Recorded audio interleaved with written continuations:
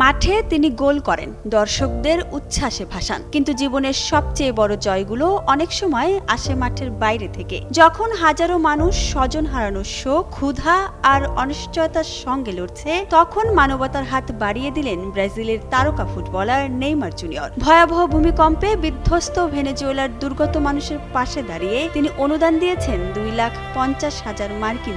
সংকটের এই সময়ে নেইমারের এমন উদ্যোগ বিশ্বজুড়ে প্রশংসা কুড়াচ্ছে। ভেনেজুয়েলার সংবাদ মাধ্যম এল সুমারিও জানিয়েছে, নেইমারের দেওয়া এই অর্থ জরুরি উদ্ধার ও মানবিক সহায়তার কাজে ব্যয় করা হবে। ক্ষতিগ্রস্ত মানুষের জন্য খাবার, বিশুদ্ধ পানীয়, ঔষধ, চিকিৎসা সামগ্রী এবং অস্থায়ী আশ্রয়ের ব্যবস্থা করতেই এই অনুদান ব্যবহার করা হবে। এদিকে ভূমিকম্পে বিধ্বস্ত ভেনেজুয়েলাকে নেইমার বলেন, ভেনেজুয়েলার মানুষের জন্য আমার হৃদয় কাঁদছে। আশা করি আমার এই ছোট্ট সহায়তা ক্ষতিগ্রস্ত পরিবারগুলোর জন্য কিছুটা হলেও শক্তি ও স্বস্তি বয়ে আনবে। আমাদের উঠে দাঁড়াতে হবে।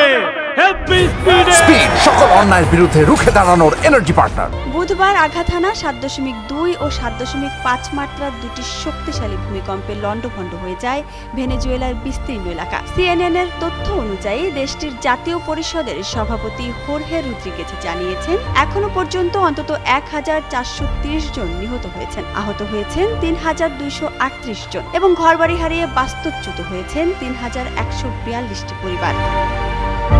ধ্বংসস্তূপের নিচে এখনো অনেক মানুষ আটকে থাকার আশঙ্কায় নিরলস কাজ করে যাচ্ছেন উদ্ধারকর্মীরা। তবে ভারী যন্ত্রপাতির সংকট এবং একের পর এক আফটার শকের কারণে উদ্ধার অভিযান কঠিন হয়ে পড়ছে। প্রতিটি ঘন্টা যেন নতুন করে বাঁচার আশা আর হারানোর বেদনা নিয়ে হাজির হচ্ছে।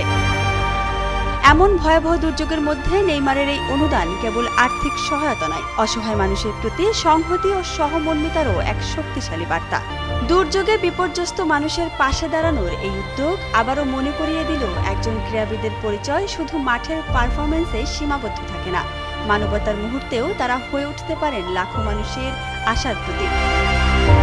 চোট কাটিয়ে ধীরে ধীরে মাঠে ফেরার পথে রয়েছেন নেইমার। তবে এই মুহূর্তে আলোচনার কেন্দ্রবিন্দুতে তার ফুটবল নয়, বরং বিপর্যস্ত মানুষের প্রতি দেখানো তার মানবিক দায়বদ্ধতা। যুগান্তর স্পোর্টস।